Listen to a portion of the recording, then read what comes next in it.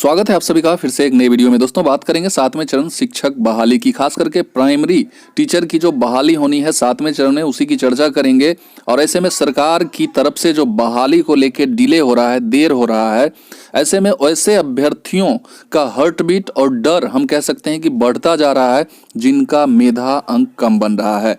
यानी कि 60, 62 या 60 से जो बिलो हैं उनका हार्ट बीट जरूर बढ़ रहा है कि हम टीचर बन भी पाएंगे या नहीं।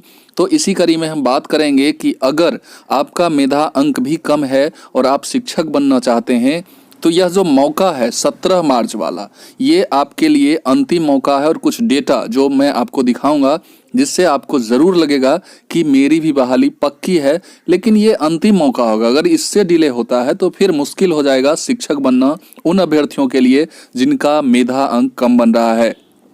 चलिए एक एक चीज़ की चर्चा हम करेंगे, एक एक बात की चर्चा करेंगे, उन डेटा को देखते हुए जो डेटा आप तमाम शिक्षक अभ्यर्थियों को जानना चाहिए। तो चलिए हम शुरू करते हैं अपनी बात को। उससे पहले छोटा सा एक रिक्वेस्ट है कि वीडियो को लास्ट तक जरूर देखिएगा और वीडियो अगर अच्छा लगे तो लाइक कर दीजिएगा, अपने दोस्तों के बीच शेयर कीजिएगा और चैनल पर यदि पहली बार आए हैं तो चैनल को सब्सक्राइब करके बेल आइकन दबा दीजिएगा। आइए सारी चर्चाएं हम करेंगे। 17 मार्च के बारे में भी विशेष चर्चा करेंगे कि क्यों यह अंतिम मौका होगा, और यह अगर आपका सफल हो जाता है, और सफल तभी होगा जब आप तमाम शिक्षक अभ्यर्थी वहां पहुंचेंगे।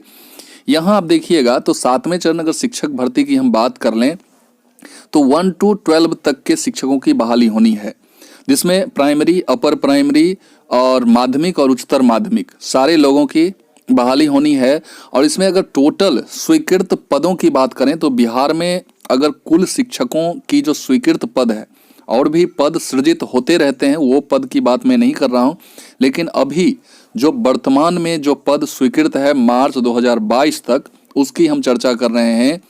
और उसके अकॉर्डिंग आपका जो टोटल जो स्वीकृत पद है ना बिहार में, वो 7,28,937 शिक्षकों की जो है बहाली, यानी कि शिक्षकों के पद हैं जो कि स्वीकृत हैं, जो कि ऑलरेडी मुहर लग चुके हैं उन पद पर, उस पर बहाली होती आ रही है। तो 7,28,937 टोटल शिक्षकों की ज़रूरत रहती है बिहार में, जिसमें अभी अगर बात करें वर्तमान में तो इतने जो शिक्षक हैं 4,55,159 शिक्षक, ये आपको कार्यरत शिक्षक हैं, जो शिक्षक ऑलरेडी बने हुए हैं।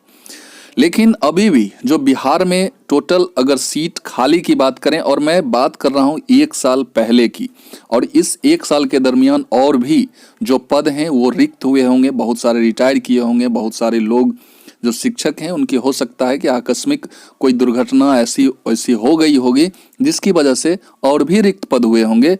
लेकिन 2022 मार्च तक की अगर बात करें, ये 1 साल पहले का ये डेटा है, जिसमें आपका 2,73,778 पद रिक्त थे 2022 में, और अभी जो 1 साल गुजरा है इसमें भी रिक्त हुए होंगे। तो इससे आप अंदाजा लगा सकते हैं कि 3 लाख प्लस शिक्षकों की जरूरत है बिहार में।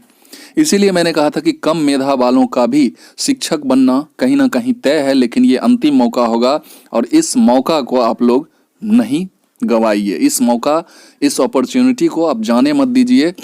अब देखिए बिहार में विद्यालयों की क्या स्थिति है शिक्षकों को लेके, उसका डेटा मैं आपको अगर दिखाऊं तो यहाँ आप देखिएगा तो 3276 विद्यालय ऐसे हैं जहां मात्र और मात्र एक शिक्षक को लेके यहाँ विद्यालय चलाया जा रहा है।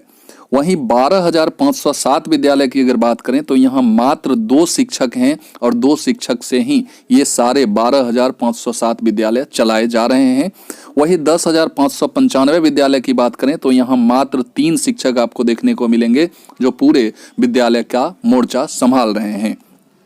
7170 विद्यालय ऐसे हैं जहां 4 शिक्षक हैं, और वही 4366 विद्यालय ऐसे हैं जहां 5 शिक्षक हैं, और मात्र 3874 विद्यालय बिहार में आपको मिलेंगे जहां 5 से प्लस शिक्षक आपको देखने को मिलेंगे। तो ये बिहार की दुर्दशा है, बिहार के शिक्षा विभाग की। और ऐसे में जो गुणवत्तापूर्ण शिक्षा की बात बिहार सरकार करती है वो कैसे पूर्ण होगी, ये आप तमाम शिक्षक अभ्यर्थी सोच सकते हैं। तो शिक्षकों की तो ज़रूरत हर हाल में बिहार में है, लेकिन सरकार बहाली नहीं करना चाहती है। अब इस बहाली को निकलवाने के लिए हम जो तमाम जो शिक्षक अभ्यर्थी हैं उन्हें ही प्रयास करना होगा। वही अगर सिर्फ और सिर्फ प्राइमरी की हम बात करें, प्राइमरी अपर प्राइमरी की, तो नंबर ऑफ स्कूल की अगर बात करेंगे तो 41,762 टोटल जो है प्राइमरी स्कूल की संख्या है। और वहीं मिडिल की बात करेंगे जहां 8 तक की पढ़ाई होती है तो 26,523 जो है मिडिल स्कूल हैं, यानी कि मध्य विद्यालय हैं।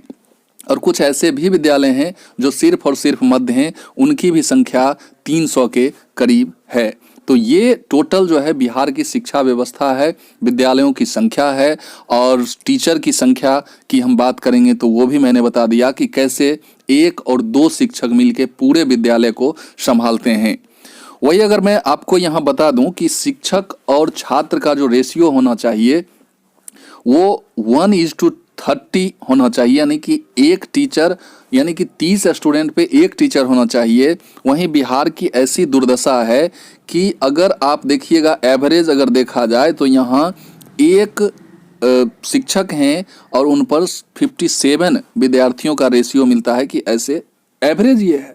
अब कहीं कहीं तो ऐसा रेशियो देखने को मिला है जैसे कहीं किसी किसी डिस्ट्रिक्ट की अगर हम बात करें तो वहाँ आपको 1:75 शिक्षक स्टूडेंट का रेशियो है।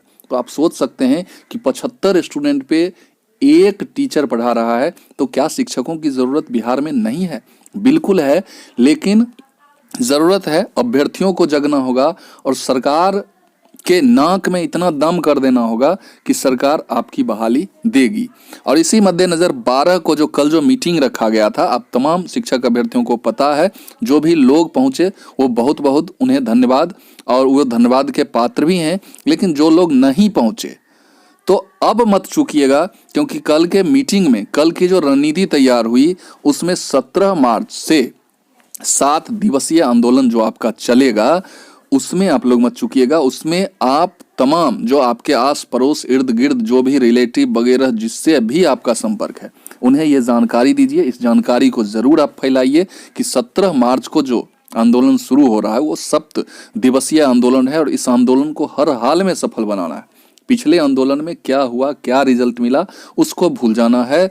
और इस आंदोलन में एक एक अभ्यर्थी, खास करके जिनका मेधा कम बन रहा है, वो मत चूकिए, क्योंकि अब चूक जाइएगा तो ये लीड करने वाले भी बोल दिए हैं कि अब इसके बाद आंदोलन नहीं होगा। और तब आप सोच सकते हैं जब सरकार के मन पर छोड़ दिया जाएगा तो सरकार फिर कब बहाली देगी, इसकी कोई तिथि सुनिश्चित नहीं है। इसलिए इसमें आप तमाम शिक्षक अभ्यर्थी हर काम को छोड़कर इस काम को प्राथमिकता दीजिएगा, इस आंदोलन में पहुंचिएगा और इस आंदोलन को सफल बनाइएगा और आपकी बहाली समय आएगी। समय तो नहीं, बहुत डिले हो चुका है, लेकिन नेक्स्ट जो सीटेट है या नेक्स्ट जो बैच आने वाले हैं इस बहाली में शामिल होने के लिए, तो उनके लिए भी बहाली होगी। कोई ज़रूरत नहीं है कि एक ही बहाली में सारे लोग गैदर्ड हो जाएं और किसी का जो है सो जीवन और कैरियर जो है सो बर्बाद हो जाए। इसलिए कम मेधा जिनका बन रहा है वो इस विजय दिवस में, ये जो आपका आंदोलन है, महाआंदोलन, इसमें ज़रूर पहुँचें। और अगर आप इस टीम को आर्थिक इकोनॉमिकली सहयोग करना चाहते हैं तो यहाँ आपको नंबर जो लिखा हुआ मिल रहा होगा, इस नंबर पे आप फ़ोन पे वगैरह देख लीजिएगा, जो भी है वो आप कर सकते हैं स्वेच्छा से, जो भी आपकी इच्छा हो। क्योंकि आंदोलन करने में खर्च होती है, सारे लोग जो जाएंगे उनके भोजन और भी जो नीड्स होती हैं उन्हें पूरा करना होता है, तो उसके लिए पैसे की भी, मनी की भी ज़रूरत होती है। तो आप लोग अपने स्वेच्छा से इस पर जो भी आपकी इच्छा हो कर सकते हैं। तो इस आंदोलन को अगर आप सफल बनाएंगे तो आई होप कि आपकी बहाली, नियमावली, सारे चीज़ बहुत जल्द आपको देखने को मिलेंगे और आप तमाम जो अभ्यर्थी हैं, खास करके कम मेधा वाले भी, उनका भी शिक्षक बनना सुनिश्चित हो जाएगा। कम मेधा वाले तो मत चूकिएगा, मैं बार बार यही कहूँगा कि कम मेधा जिनका बन रहा है इसको भूलिएगा मत। 17 मार्च आप याद रखिएगा और इस दिन आप तमाम शिक्षक अभ्यर्थी एकजुट होकर यहाँ पहुँचें और इस आंदोलन को सफल बनावें और अपना शिक्षक बनना सुनिश्चित करें। तो आई होप कि सारे डेटा जो भी मैंने आपको दिखाया, ये सारे चीज़ आपको पसंद आया होगा। और पसंद आया होगा तो एक बार फिर से कह रहा हूँ कि चैनल को सब्सक्राइब कर दीजिएगा, इस वीडियो को दोस्तों के बीच शेयर कीजिएगा और लाइक ज़रूर कर दीजिएगा। इस वीडियो को यहीं समाप्त करते हैं और फिर मिलते हैं किसी नए वीडियो में नई एनर्जी के साथ। तब तक के लिए जय हिंद, वंदे मातरम।